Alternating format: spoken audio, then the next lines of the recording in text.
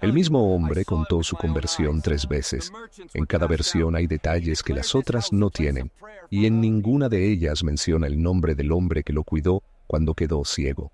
Es el detalle que falta, el testigo silencioso del momento que cambió la historia.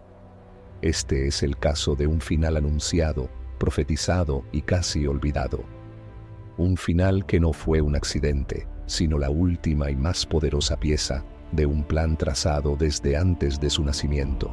Hoy recorremos la última milla del hombre que nació como Saulo de Tarso y murió como Pablo, el apóstol de los gentiles. Y la pregunta que resolveremos es esta: ¿cómo un hombre que sabía que iba a morir caminó hacia su ejecución con más paz que la que tuvo en toda su vida de lucha? La respuesta no está solo en una espada. Está en una cadena, en una carta escrita en la oscuridad y en una verdad que él mismo no pudo ver hasta que todo lo demás se desvaneció.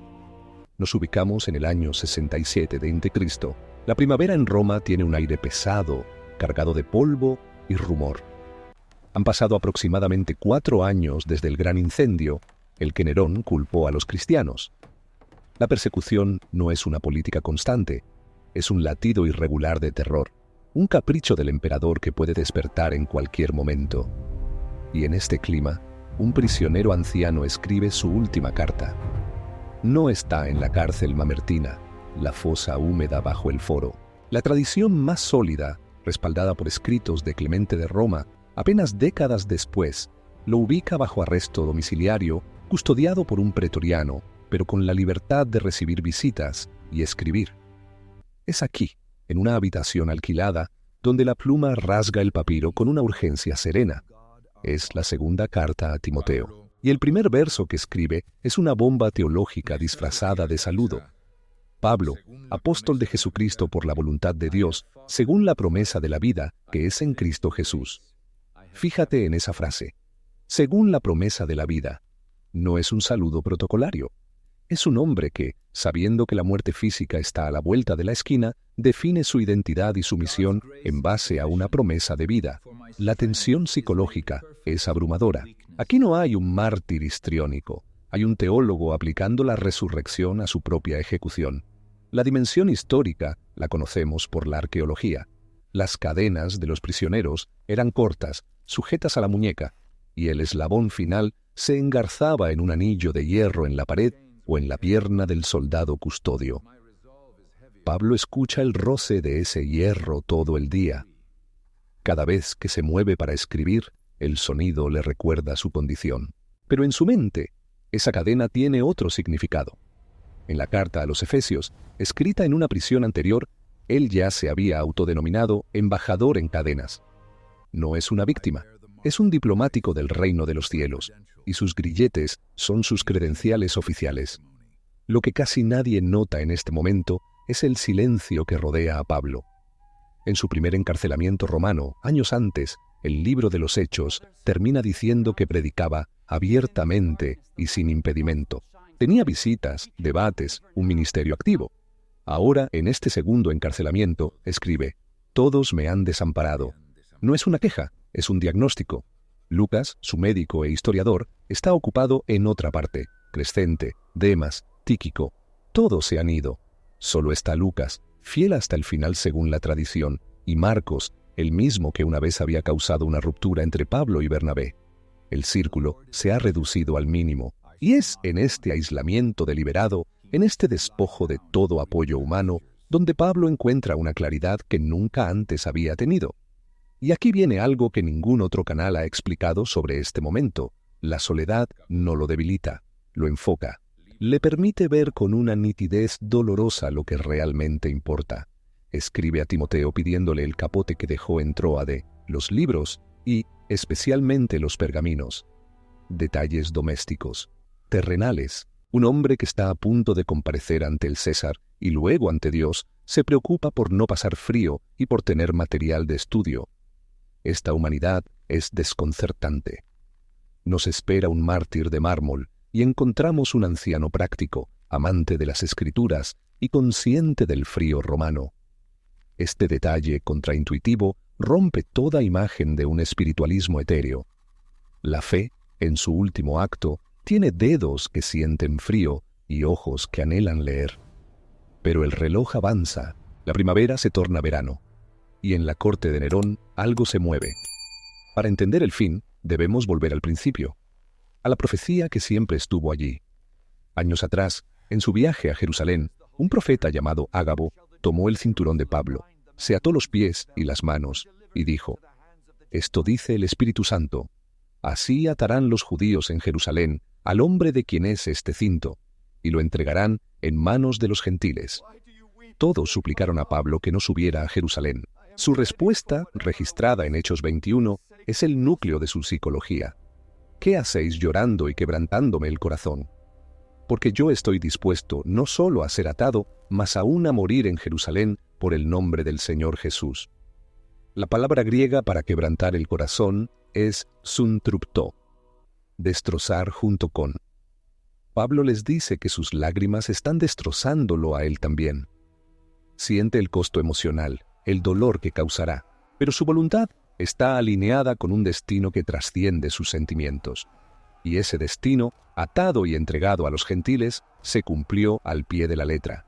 Fue arrestado por los judíos, salvado de ser despedazado por una cohorte romana, y trasladado a Cesarea, donde pasó 2 años en prisión antes de apelar al César. Su viaje a Roma, naufragio incluido, es otra epopeya. Pero cuando finalmente llega a Roma, en ese primer encarcelamiento, algo extraño ocurre. Queda libre. El libro de los Hechos se corta abruptamente. La tradición patrística, especialmente Clemente de Roma en su carta a los Corintios, escrita alrededor del año 96 de Pentecristo, nos da el siguiente movimiento. Pablo cumple su sueño de llegar a España. Habiendo enseñado justicia a todo el mundo y habiendo llegado al límite occidental, escribe Clemente. El límite occidental del mundo conocido era Hispania. Pablo, el anciano misionero, logra su meta. Predica en el Finisterre. Pero luego vuelve a Oriente, a Creta, a Éfeso, a Macedonia, y es en algún lugar de este viaje, probablemente en Tróade o en Mileto, donde es arrestado de nuevo. Esta vez, la situación es distinta. Nerón necesita un chivo expiatorio tras el incendio del 64 de Cristo. Los cristianos son el blanco perfecto. Y Pablo, el líder más conocido, la cabeza visible. Su arresto no es por un tumulto judío, es por el delito de superstición extranjera, un cargo político-religioso que Nerón usaba para eliminar opositores. El historiador Tácito, en sus Anales, describe la persecución neroniana con desprecio hacia el emperador, pero también con repulsión hacia los cristianos, a quienes llama una clase de hombres detestables y vergonzosos. No menciona a Pablo por nombre. Los historiadores romanos rara vez nombraban a figuras cristianas, pero el cuadro que pinta de arrestos, torturas y ejecuciones masivas en el circo es el telón de fondo exacto del final de Pablo. Así que tenemos al apóstol, de vuelta en Roma, en una prisión más severa. Ya no es el prisionero que alquila una casa. Las condiciones han empeorado. En 2 Timoteo, él menciona haber sido librado de la boca del león. Algunos piensan que es una referencia a un primer juicio absuelto, quizá ante el prefecto de la guardia pretoriana. Pero el león también era Nerón, y Pablo sabe que esta vez no habrá liberación. Escribe: «Porque yo ya estoy para ser sacrificado, y el tiempo de mi partida está cercano».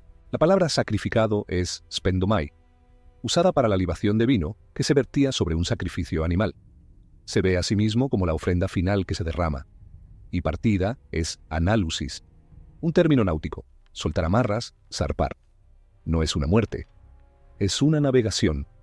Si este recorrido por los últimos días de Pablo ya empezó a cambiar tu imagen de un mártir pasivo por la de un navegante activo de su propio destino, quédate. Esto es solo el principio, porque lo que viene es la investigación de un juicio que no fue justo, pero que fue exactamente lo que él esperaba. El juicio ante Nerón es un enigma histórico. No tenemos actas, pero tenemos la lógica del derecho romano y la personalidad del emperador.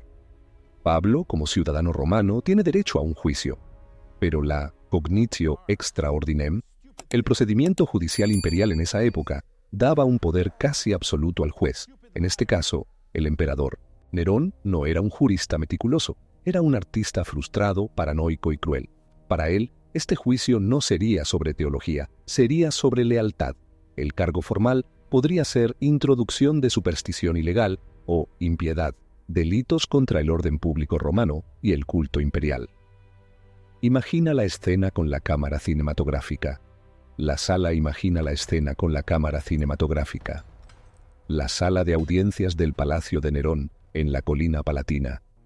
No el gran salón del trono, sino una estancia más íntima y opresiva para casos que el emperador quiere manejar personalmente. Mármol frío. Guardias pretorianos de pie, sus armaduras brillando tenuemente. El aire huele a cera y a incienso, un intento de cubrir el olor a miedo. Y en el centro, un hombre encadenado, pequeño de estatura, con la mirada fija. No en el emperador, sino en algo más allá de los muros. Pablo no está allí para defenderse a sí mismo. Está allí para dar testimonio. Esa es la clave psicológica que casi todos pasan por alto. Para él, este no es el fin de su carrera. Es su última y más grande oportunidad de predicar el Evangelio ante reyes, tal como Jesús le había prometido en el camino a Damasco décadas atrás.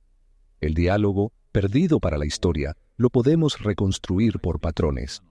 Nerón, aburrido o irritado, pregunta por la naturaleza de esta superstición. Pablo habla de un rey cuyo reino no es de este mundo. Para un emperador que se cree Dios en la tierra, esas palabras no son teología, son sedición de alto grado. No hay abogado defensor, no hay testigos a favor. Solo la acusación del Estado y la defensa intrépida de un prisionero que cita las escrituras hebreas y habla de una resurrección que Nerón, educado en la filosofía estoica, consideraría una barbarie oriental. El juicio es rápido, la sentencia predecible, pero hay un detalle contraintuitivo aquí, una pieza de evidencia que cambia la perspectiva del final. Según la tradición recogida por Clemente de Roma, discípulo de los apóstoles, Pablo no fue condenado solo por ser cristiano. Fue condenado específicamente por haber causado discordia entre los judíos. Es decir, el Estado romano, pragmático hasta el final, usó su viejo rol de agitador de multitudes como el pretexto legal más sólido. La teología se convirtió en un problema político, y la política en una sentencia de muerte. La sentencia para un ciudadano romano condenado por sedición o impiedad grave no era la cruz. Era la decapitación por espada, más rápida, menos vergonzosa. Pero el lugar es otro misterio. La tradición más antigua, confirmada por excavaciones y por el testimonio del presbítero Gallo en el siglo II, señala un lugar fuera de los muros de Roma, en la vía Ostiense, camino al puerto. No era un anfiteatro, no era un espectáculo público, era un lugar apartado, una locus executionis para ciudadanos. Esto es crucial. Nerón podía ser sádico, pero incluso él respetaba ciertas formalidades legales con los ciudadanos. Pablo no sería arrojado a los leones para divertir a la plebe. Moriría de manera relativamente privada, con una ejecución militar romana. Esto cumple una profecía silenciosa. En Hechos, Jesús le dice a Pablo que daría testimonio en Roma. No dice que saldría libre. La profecía se cumple no en la liberación, sino en la fidelidad hasta el último aliento ante la máxima autoridad del mundo que conocía. Y aquí viene un silencio narrativo necesario. Quiero que te quedes con esta imagen un momento. No la expliques, solo siéntela. Un hombre viejo, cansado de viajes, de golpes, de naufragios, de noches en vela. Sus cadenas, que durante años habían sido su incómodo honor, están a punto de ser rotas de la única manera que Roma sabe. No hay multitud de cristianos cantando. No hay Timoteo ni Lucas a la vista, aunque la tradición dice que lo observaron desde la distancia. Solo hay el sonido del viento en los pinos junto a la vía Ostiense, el roce de la armadura de un centurión, el filo de un gladius al ser desenvainado. Para Pablo, este es el momento de la partida, el zarpe final. ¿Sintió miedo? La psicología humana dice que sí, pero su teología escribió la respuesta décadas antes. Para mí el vivir es Cristo y el morir es ganancia. La muerte no era un enemigo, Era la puerta, la ganancia. Si lo que acabas de escuchar resonó al instante, si esa imagen del zarpe final te conectó con algo más profundo que la simple biografía, es porque una parte de ti ya lo sabía. Todos hemos tenido que zarpar de algún puerto seguro, soltar amarras hacia lo desconocido. La diferencia está en lo que creemos que nos espera al otro lado del horizonte. La ejecución en sí es un acto rápido, un mandato, un golpe, pero el impacto teológico de ese momento reverbera hasta hoy. La decapitación, sin embargo, no fue el final de la historia de Pablo en Roma. Aquí es donde la arqueología entra como testigo mudo y elocuente. En el siglo IV, el emperador Constantino construyó una basílica sobre el lugar tradicional de su entierro, San Pablo Extramuros. Y en 2009, arqueólogos del Vaticano, usando sondas, confirmaron algo extraordinario. Debajo del altar mayor, dentro de un sarcófago de mármol del siglo IV, encontraron restos óseos que datan del siglo I o pseudo de Cristo. No se puede afirmar con certeza científica que sean de Pablo, pero la evidencia circunstancial es abrumadora. La antigüedad de los huesos, la ubicación exacta de la tradición constante, la veneración ininterrumpida del lugar. La ciencia no puede probar la fe, pero a veces traza un círculo perfecto alrededor de ella. El perseguidor que se convirtió en apóstol y cuyo cuerpo, según toda evidencia razonable, fue honrado y enterrado por esa comunidad cristiana romana que una vez temió su llegada. Pero hay una última dimensión, la más inquietante de todas. ¿Qué pasó con la cabeza de Pablo? La tradición, no bíblica pero persistente, narra que al ser decapitado, su cabeza cayó y dio 3 botes, y en cada lugar brotó un manantial de agua. Es una leyenda, claro, pero como toda leyenda, encierra una verdad simbólica. La cabeza que pensó, escribió y argumentó el Evangelio para el mundo gentil no se quedó quieta. Rebotó. Su influencia, sus cartas, su teología seguirían dando vida, brotando una y otra vez a través de los siglos. Su cuerpo fue enterrado en la Vía Ostiense. Su impacto, sin embargo, no conocería límites. Esto nos lleva al verdadero clímax de la investigación, no a su muerte física, sino a su muerte histórica. Porque Pablo murió 2 veces, la primera en la Vía Ostiense, la segunda décadas después, en el silencio de los archivos. Después de su ejecución, hubo un intento sistemático, por parte del Estado romano y de algunos detractores dentro de la Iglesia, de borrar su legado, de reducirlo a un hereje, a un apóstol de segunda clase. Aquí la fuente externa es crítica. Un fragmento papiro del siglo II, conocido como el Papiro 46, contiene las cartas de Pablo. Es uno de los manuscritos bíblicos más antiguos que existen. Su mera existencia, copiada y recopiada, demuestra que mientras Roma trataba de extinguir el cristianismo, alguien en una provincia alejada estaba gastando una fortuna en papiro y tinta para preservar las palabras del prisionero ejecutado. La historia intentó enterrarlo. La fe lo resucitó, letra por letra. ¿En qué momento esto dejó de ser historia antigua y empezó a ser algo personal? ¿Cuando imaginaste el frío del mármol en el juicio? ¿Cuando escuchaste el sonido del gladius? ¿O cuando te diste cuenta de que estás leyendo o escuchando sus palabras 2000 años después, a pesar de todos los esfuerzos por silenciarlas? Ese es el punto de inflexión. Escríbelo abajo, si quieres. Porque este no es un monumento a un santo de mármol. Es el retrato de un hombre que eligió que su final fuera un principio. Y sin embargo, incluso esto es solo la superficie de la historia. Porque para entender el verdadero fin de Pablo, tenemos que ir más allá del acto de morir. Tenemos que entrar en la mente del hombre que redefinió lo que significa ganar perdiendo todo.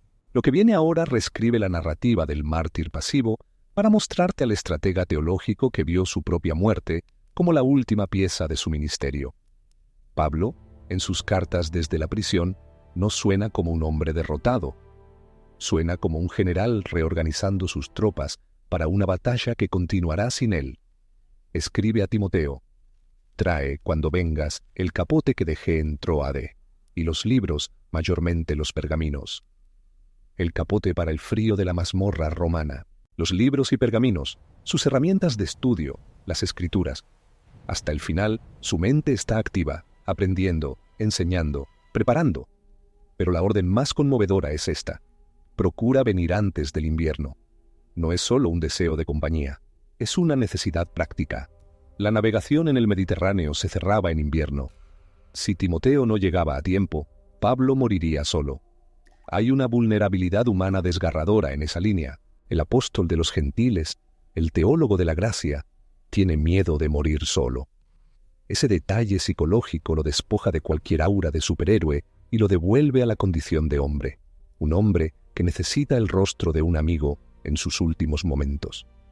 Pero al mismo tiempo, su teología alcanza su expresión más sublime. Desde esa celda, escribe a los filipenses el Himno de Cristo, una de las declaraciones más profundas y poéticas de toda la literatura cristiana. Cristo, siendo en forma de Dios, no estimó el ser igual a Dios como cosa a que aferrarse, sino que se despojó a sí mismo, tomando forma de siervo, y estando en la condición de hombre, se humilló a sí mismo, haciéndose obediente hasta la muerte, y muerte de cruz. Pablo, el prisionero a la espera de una muerte violenta y humillante, no escribe sobre su propio sufrimiento, escribe sobre el camino descendente de Cristo, y al hacerlo, está trazando un mapa para su propia alma. Está diciendo: mi muerte no es una derrota, es una imitación, es el último acto de obediencia, la última estación en el camino de la humillación que conduce a la exaltación. Su teología no es una teoría abstracta, es el andamio que sostiene su psique ante el abismo. Lo histórico es la celda fría y la orden a Timoteo. Lo teológico es el himno de la kénosis, el vaciamiento de Cristo. Lo psicológico es el hombre que usa esa teología como un salvavidas, como una lente para dar sentido a lo que de otro modo sería un final absurdo y cruel. Aquí viene un detalle que casi ningún relato conecta. Pablo, en su juicio final ante Nerón, no habría estado solo. Según la ley romana, un ciudadano acusado de un crimen capital podía tener un advocatus, un defensor, pero también estaba permitido que el acusado hiciera su propia defensa, su peroratio. Y tenemos un modelo exacto de cómo sonaba la defensa de Pablo. El libro de los Hechos registra varios de sus discursos ante autoridades, ante Félix, ante Festo, ante Agripa. Son discursos maestros, no son súplicas emocionales, son argumentos jurídicos e históricos impecables, apelando a la ley judía, a la razón romana, a la evidencia de la resurrección. Es lógico, casi seguro, que en su juicio final Pablo usó la misma estrategia. No se defendió a sí mismo. Defendió el Evangelio. Usó el foro más alto del imperio, la corte del César, como púlpito para una última proclamación. Imagina la escena cinematográfica, el anciano encadenado, de pie ante el trono del emperador más decadente de Roma, rodeado de guardias pretorianos y cortesanos cínicos, y en lugar de temblar, su voz, desgastada por los viajes y las prisiones, llena la sala con un argumento tan claro, tan potente, tan desafiante, que deja un silencio incómodo. No ganó su libertad, pero ganó algo más importante, la oportunidad de sembrar la semilla del Evangelio en el corazón mismo de la bestia. Su muerte no fue un silencio. Fue un eco que resonaría en los pasillos del poder durante siglos. Y esto nos lleva a la última pieza de evidencia, la más contraintuitiva de todas. La muerte de Pablo, lejos de aplastar al cristianismo, le dio su arma teológica más poderosa. El historiador romano Tácito, al describir la persecución de Nerón, escribe con desdén sobre los cristianos, llamándolos una superstición perniciosa. Pero al hacerlo, atestigua su existencia y su rápido crecimiento en Roma, justo en la época de la ejecución de Pablo. La sangre del apóstol no fue el final, fue un fertilizante. Y aquí la teología se fusiona con la historia de una manera explosiva. Pablo había escrito: completo en mi carne lo que falta de las aflicciones de Cristo. No es que la muerte de Cristo fuera insuficiente, es que la Iglesia, su cuerpo, participa en el sufrimiento redentor del mundo. La muerte de Pablo no fue un accidente trágico, fue, en su mente teológica, un acto de completitud, uniendo su sufrimiento al de su Señor, dándole a la Iglesia un modelo tangible de lo que significa perder la vida para ganarla. Si lo que acabas de escuchar sobre su defensa y su visión teológica resonó al instante, es porque una parte de ti ya anhelaba esa coherencia. La idea de que una vida, incluso un final violento, pueda estar tejida con un propósito tan grande que trascienda el dolor. Eso no es solo historia, es un ancla para el alma. Pero aún falta responder la pregunta más difícil: ¿cómo fue realmente el momento final? Las fuentes cristianas primitivas, como Clemente de Roma, que escribe apenas unas décadas después, son unánimes. Pablo murió por decapitación. La decapitación con gladius era la muerte reservada al ciudadano romano, considerada más rápida y menos vergonzosa que la crucifixión. La tradición sitúa el lugar en Aquae Salviae, a unas 3 millas de Roma, en la Vía Ostiense. Ahora, cierra los ojos un momento y mira con la cámara de la historia. No es un espectáculo público masivo como la crucifixión de Pedro. Es más bien un acto administrativo, casi burocrático. Un pelotón de soldados, un oficial con una espada, un bloque de madera manchado. Pablo, con las manos atadas, probablemente pronunció sus últimas palabras. La tradición dice que fueron: Jesús, en tus manos encomiendo mi espíritu. O tal vez, con ese giro teológico que lo caracterizaba, algo como: he acabado la carrera, he guardado la fe. El gladius cae, un golpe seco, y en ese instante, 2 cosas sucedieron simultáneamente en dimensiones diferentes. En la dimensión histórica y visible, un cuerpo sin vida cayó al polvo de un camino fuera de Roma. En la dimensión teológica e invisible, según la creencia que él mismo predicó, ausente del cuerpo, presente con el Señor. La muerte para Pablo no era un muro, era una puerta. Y su ejecución no fue el fin de su historia. Fue el violento parto de su leyenda. Quiero que te quedes con esa imagen dual un momento. No la analices, solo siéntela. Un hombre muere en la más absoluta derrota secular y al mismo tiempo, en la economía de Dios, alcanza la más absoluta victoria espiritual. Esa paradoja es el núcleo de todo. Y sin embargo, la historia no se detuvo ahí. El cuerpo fue recogido. ¿Por quién? No lo sabemos con certeza.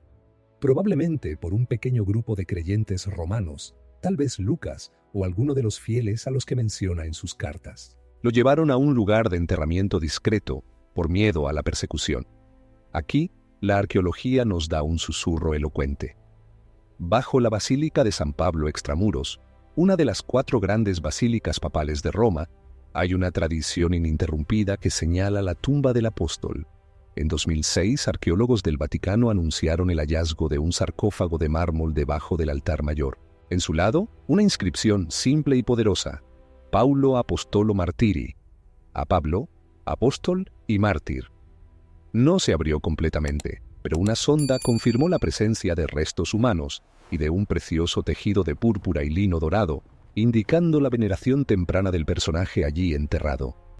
Ese sarcófago, ese trozo de piedra, es el punto final físico de nuestra investigación detectivesca. Es la evidencia material que une al hombre de Tarso con la fe que cambió al mundo. Su cuerpo, una vez instrumento de fatiga y dolor, se convirtió en el fundamento literal de un monumento que duraría milenios. Pero su verdadero monumento no es de piedra, es de palabras y de comunidades. Y aquí debemos enfrentar la última y más insidiosa capa del fin de Pablo, la distorsión de su mensaje. Porque pocos pensadores han sido tan malinterpretados, tan reclamados por bandos opuestos, tan usados como arma doctrinal como Pablo. En los siglos posteriores, algunos lo pintaron como un misógino por sus instrucciones a las iglesias. Otros lo usaron para justificar sistemas de opresión. Otros lo elevaron a tal altura que lo separaron del Jesús humano y humilde de los evangelios. Este es el último intento de darle fin, domesticarlo, encasillarlo, hacer que su voz revolucionaria suene como el eco de una institución. Y combatir eso requiere volver a las fuentes, a las cartas mismas. Leerlas no como un código de leyes, sino como las cartas urgentes, apasionadas y a veces exasperadas de un pastor a sus hijitos en la fe. Cuando lees a Pablo así, descubres que su fin no fue la creación de un dogma rígido, sino la entrega de una antorcha viva. Una antorcha de gracia radical, de inclusión explosiva, judío y griego, esclavo y libre, hombre y mujer, y de una esperanza escatológica que pone patas arriba los valores de este mundo. Esto es solo la superficie de su legado. Lo que sucedió después de que la espada cayó es un capítulo entero sobre cómo la memoria de un hombre puede ser más poderosa que su presencia física. Y ese capítulo, el de la iglesia que nació de su sombra, ya está esperando para ser recorrido. Ahora, junta todas las piezas de evidencia: el juicio político, la defensa teológica, la ejecución burocrática, la tumba escondida y luego venerada, las cartas copiadas contra viento y marea. ¿Cuál es la respuesta final a nuestra pregunta inicial? ¿Cómo fue el verdadero fin de Pablo de Tarso? Su fin no fue un punto final. Fue un signo de exclamación tallado en la historia con el filo de una espada romana. Fue la demostración práctica de su teología más querida. La fuerza se perfecciona en la debilidad. El poder imperial, encarnado en Nerón y su Gladius, hizo todo lo que podía hacer. Silenció una voz, detuvo un corazón, desechó un cuerpo. Y sin embargo, fracasó por completo. Porque lo que mataron fue al embajador, no al mensaje; al siervo, no al rey; al hombre, no a la misión.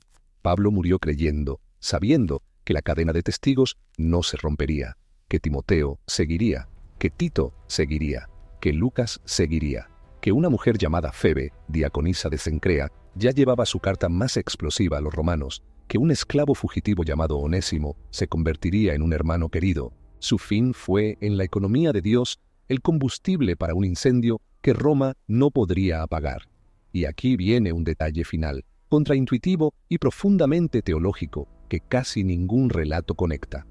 Pablo, el fariseo de fariseos, el hombre que conocía la Torá de memoria, murió de una manera que, según la ley de Deuteronomio, era una maldición, colgado de un madero. La crucifixión, y por extensión cualquier ejecución en un patibulum, llevaba esa carga teológica para un judío. Pablo lo sabía, y en su carta a los Gálatas escribió estas palabras escalofriantes: Cristo nos redimió de la maldición de la ley, habiéndose hecho maldición por nosotros, porque está escrito: maldito todo el que es colgado de un madero. Él, Pablo, no murió en una cruz, pero su decapitación era parte del mismo sistema de ejecución romana, la misma exhibición pública de poder que pretendía marcar al condenado como un maldito. Al aceptar esa muerte, al caminar hacia ella sin defensa legal terrenal, Pablo se estaba uniendo a la maldición que Cristo cargó. Su fin era una declaración práctica de que no había maldición, ni poder romano, ni espada, ni separación, ni muerte, que pudiera apartarle del amor de Dios manifestado en ese Cristo maldito por él. Su debilidad era su victoria, su fin, su comienzo. Quiero que te quedes con esa imagen un momento. No la analices. Solo siéntela. Un hombre viejo, cansado, con el cuello expuesto al aire frío de la mañana romana, creyendo con una certeza inquebrantable que al caer la hoja, él caería directamente en los brazos del amor que había perseguido, y que su sangre, como la de Abel, seguiría clamando desde la tierra, pero no clamando por venganza, clamando por gracia. Si lo que acabas de escuchar resonó en ti no como una simple historia, sino como un eco de una verdad más grande, es porque una parte de ti reconoce ese mismo patrón. La aparente derrota que encierra una victoria secreta, el fracaso que siembra un éxito que no podías imaginar. Así que volvamos a la escena final, con los ojos abiertos por todo lo que hemos investigado. La tradición más firme, respaldada por Clemente de Roma apenas unas décadas después, dice que fue decapitado en el lugar llamado Aquae Salviae, las aguas salvias, a unos 3 kilómetros de las murallas de Roma, en la Vía Ostiense. Hoy, allí se levanta la Abadía de las Tres Fuentes. Es un lugar silencioso, de cipreses y antiguos monasterios. Se dice que cuando la cabeza de Pablo fue cortada, cayó y rebotó 3 veces contra el suelo, y en cada punto donde golpeó, brotó milagrosamente un manantial de agua. Es una leyenda, por supuesto, pero como toda buena leyenda, contiene una verdad más profunda que el mero hecho histórico. El agua, en la simbología bíblica, es vida, es espíritu, es purificación. La tradición dice que de la muerte aparentemente seca y violenta del apóstol, brotó vida para el mundo. Y eso no es leyenda, es exactamente lo que sucedió. Su muerte no fue un accidente trágico en el camino de una iglesia en crecimiento. Fue la semilla plantada en el corazón mismo del imperio. Desde ese lugar, su influencia se regó por todo el mundo conocido. Sus cartas, cuidadosamente copiadas y recopiladas, se convirtieron en el andamiaje teológico del cristianismo. Las comunidades que fundó, desde Jerusalén hasta Ilírico, se multiplicaron. El hombre que quiso ser anatema por sus hermanos terminó siendo el puente por el cual el mensaje de Jesús de Nazaret traspasó las fronteras del judaísmo y se hizo universal. Su fin fue, en realidad, el cumplimiento exacto de su llamado: llevar mi nombre ante los gentiles y reyes y ante los hijos de Israel. Y ahora, la pregunta más íntima: ¿por qué nos importa? ¿Por qué recorrer cada detalle de este juicio, de esta prisión, de esta ejecución?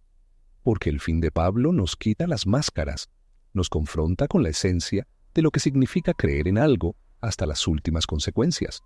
En un mundo que valora el éxito, la comodidad, la autopreservación y la relevancia cultural, Pablo es un cuerpo extraño. Él eligió el fracaso, eligió la incomodidad, eligió gastarse hasta la última gota, eligió ser irrelevante para el poder, para ser esencial para el reino.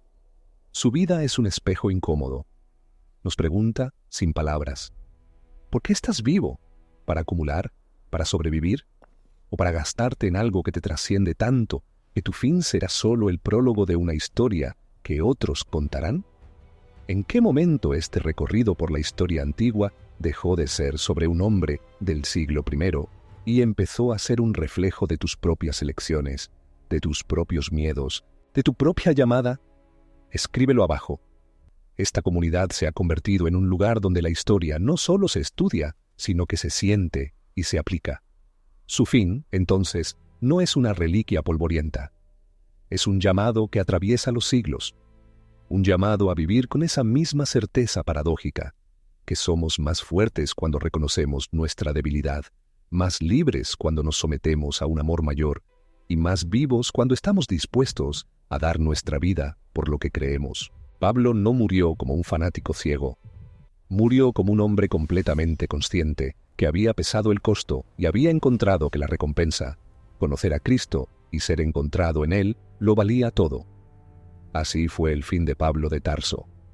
No con un suspiro de derrota, sino con un latido de certeza que resonó más fuerte que el golpe del verdugo.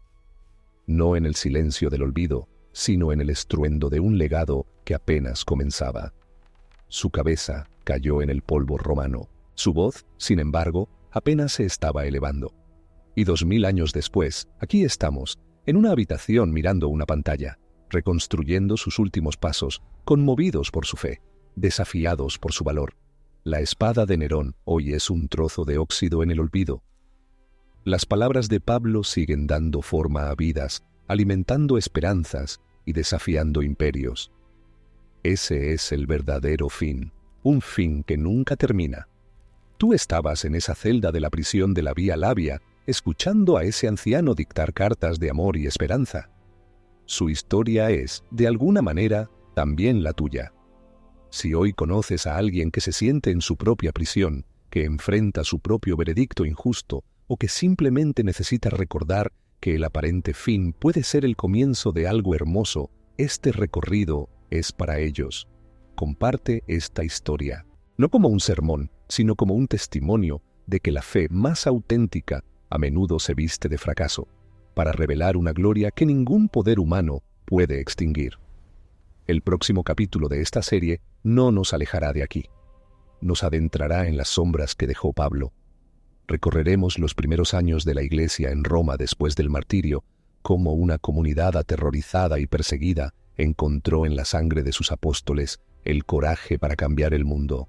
Veremos cómo la tumba escondida se convirtió en un altar, y cómo el mensaje del hombre decapitado derribó lentamente al imperio que lo mató.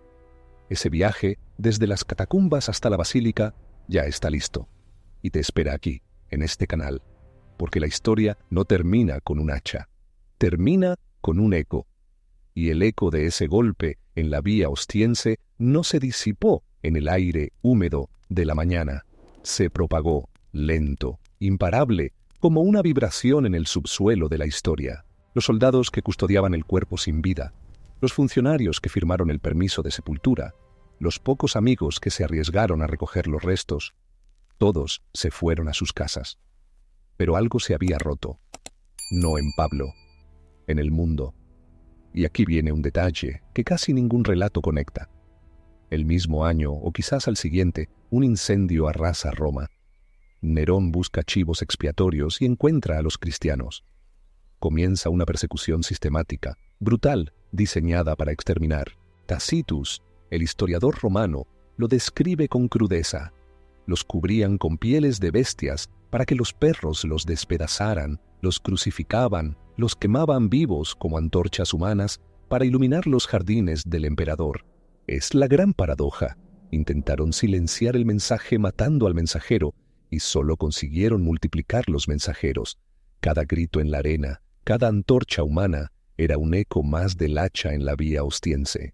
La semilla, como él mismo había escrito, tenía que morir para dar fruto, y el imperio, sin saberlo, se convirtió en el jardinero. Pero hay un bolsillo de calma en esta tormenta de sangre, un lugar silencioso donde la historia física toca la fe. Regresemos a Lucina y a su finca en la vía ostiense, a esa tumba sencilla. No la dejaron marcada con un gran monumento. Era demasiado peligroso. Pero la comunidad sabía. Y aquí la arqueología nos da uno de sus testimonios más conmovedores. En las catacumbas de Roma, especialmente en las de San Sebastián, aparecen desde muy temprano, el siglo II, grafitis, inscripciones toscas que dicen Paulo apóstolo mart y iri, a Pablo, apóstol y mártir. Peregrinos anónimos dejaban su marca, su oración. Era una memoria subterránea, literal y figuradamente. Una memoria que resistía. Y entonces, siglos después, cuando el imperio romano que lo ejecutó se había convertido al mensaje que él llevó, se construyó una basílica sobre su tumba, la Basílica de San Pablo Extramuros. En el año 386 el emperador Teodosio ordenó erigir un santuario digno. Pero lo fascinante no es la construcción imperial. Es lo que encontraron cuando excavaron los cimientos. Y esto lo atestigua una fuente del siglo V, el sacerdote e historiador Galasio. Al preparar el terreno, descubrieron el sarcófago original de piedra. La tradición dice que sobre él había una placa de mármol con las palabras simples y devastadoras: Paulo apostolo mart iri. La misma frase de los grafitis de las catacumbas. El círculo se cerraba. De la tumba escondida de un criminal ejecutado al reconocimiento público del apóstol de las naciones. La evidencia física estaba allí, bajo el altar mayor, confirmando lo que la fe nunca había olvidado. Quiero que te quedes con esa imagen un momento. No la analices. Solo siéntela. Un hombre decapitado en una calle polvorienta, enterrado en secreto. 3 siglos después, el poder más grande del mundo occidental levanta un templo majestuoso sobre sus restos, no como un trofeo, sino como un reconocimiento de derrota. La derrota de la espada frente a la palabra, del miedo frente al amor, del poder frente a la debilidad, que es más fuerte que cualquier imperio. Si lo que estás escuchando ahora no es solo información histórica, si es algo que resuena en un lugar más profundo, es porque toca una verdad universal. La verdad de que nuestras mayores derrotas, nuestros fines más amargos, pueden ser, vistos desde la perspectiva correcta, los pilares sobre los que se construye algo eterno. Esto, lo que hemos recorrido hoy, es solo la primera capa de tierra removida. Es la evidencia forense del hecho. Pero la verdadera revolución no ocurrió en el patíbulo. Ocurrió después, en las mentes y los corazones de aquellos que escucharon el eco. El próximo capítulo es donde la historia se convierte en legado, donde veremos paso a paso cómo la muerte de un hombre encadenado desató una fuerza que resquebrajó cimientos imperiales, que inspiró arte, que fundó hospitales, que cambió el concepto mismo de dignidad humana. Cómo el fracaso de Pablo se convirtió en el modelo de una fe que no se rinde. Y eso es un recorrido que reescribe no solo la historia antigua, sino la forma en que ves tu propia resistencia. Porque el fin de Pablo nos obliga a mirar nuestro propio concepto de fin. ¿Qué es el éxito? ¿Qué es el fracaso? Él, desde la cárcel, escribió a sus amigos en Filipos palabras que solo pueden nacer de quien ha visto más allá del veredicto humano. He aprendido a contentarme cualquiera que sea mi situación. No era resignación. Era una victoria interior tan completa que las cadenas eran adornos y la sentencia de muerte, un billete a casa. El hombre que había vivido para proclamar, para mí el vivir es Cristo, llegó a su conclusión lógica. Y el morir es ganancia. Ganancia. No pérdida. No tragedia. Ganancia. Esa es la dimensión teológica final, la que envuelve toda la investigación histórica. Pablo no murió como un mártir de una causa perdida. Murió como un testigo que había visto el futuro y sabía que, de alguna manera misteriosa, ya había llegado. Su muerte no fue una protesta contra Roma. Fue una proclamación de un reino diferente. Un reino donde el último es primero, donde el débil es fuerte, donde el que pierde su vida la gana. Al aceptar la decapitación, estaba dando su último sermón encarnado, un sermón sin palabras que decía: esto que tú llamas poder para destruirme, yo lo llamo el portal hacia la presencia de aquel a quien he amado y servido. Tu hacha es mi puerta de triunfo. Y así, el detective histórico llega a su conclusión más contraintuitiva. La pregunta inicial era: ¿cómo fue el fin de Pablo? La respuesta, montada pieza por pieza, es esta. Su fin fue un acto de adoración perfecta. Fue la ofrenda final de un hombre que ya se había ofrecido entero años antes en el camino a Damasco. Cada paso del proceso, el juicio, la defensa, la sentencia, la marcha, el golpe, fue una parte consciente, aceptada, de ese acto de entrega. No fue asesinado, se entregó. Esa es la diferencia psicológica y espiritual abismal. Y eso es lo que transforma una ejecución vulgar en un evento fundacional. Por eso su tumba, bajo la gran basílica, no es un lugar de lamento, sino de peregrinación. Porque lo que se enterró allí no fue solo un cuerpo, fue una semilla. Y tú lo sabes. En algún nivel siempre lo has sabido. La historia de Pablo no te atrae por la tragedia, sino por el triunfo disfrazado. Porque en tu vida también hay fines que parecen derrotas, cadenas que parecen limitar, veredictos que parecen sellar tu destino. Y la evidencia de este hombre, meticulosamente reconstruida, te está diciendo algo. La mirada humana es miope. Solo ve el acto final en el escenario. No ve la transformación que ese acto inicia en lo invisible. Quiero que te quedes con esa idea un momento. No la analices, solo siéntela. La tradición dice que, en el lugar de su ejecución, creció después una fuente. Agua de la roca, otra vez. Un símbolo casi demasiado perfecto. Vida brotando del lugar de la muerte. Eso es lo que sucedió. La sangre de Pablo, en la fría lógica del imperio, era un problema liquidado. En la lógica del reino que él proclamaba, era riego. Y la cosecha que vino después, esas comunidades que guardaron su memoria, que copiaron sus cartas, que construyeron primero un tropaeum, luego una iglesia, luego una basílica, es la prueba forense definitiva. La prueba de que su fin no fue un punto final. Fue un signo de exclamación tallado en la historia. Así que, al cerrar este caso, la pregunta se vuelve hacia ti. Siempre se vuelve hacia ti. Porque esto no es arqueología muerta. Es un espejo. ¿Qué estás viendo cuando miras tus propios fines? ¿Ves la hoja del hacha o ves la puerta? ¿Ves el fracaso del plan A o el comienzo inesperado del plan de Dios? Pablo, desde el silencio de su tumba, te está diciendo que la métrica del cielo es inversa a la de la tierra. Que lo que aquí se archiva como derrota, allí se registra como victoria. Que el último paso en el camino a las aguas albias no fue el último, fue el primero de algo mucho más grande. Si en este recorrido hay una sola idea que se te ha clavado en el corazón, guárdala. No la dejes ir. Y si conoces a alguien que hoy está caminando hacia su propia agua salvia, que siente el frío del mármol en la nuca ante una pérdida, una enfermedad, un sueño que se apaga, comparte este silencio con ellos. A veces, la mayor esperanza no es un discurso de ánimo, es el testimonio mudo de un hombre que, donde todos vieron el fin, encontró el principio. Este capítulo sobre el fin de Pablo cierra aquí. Pero su eco, como el sonido del hacha en el silencio de la mañana, no se apaga.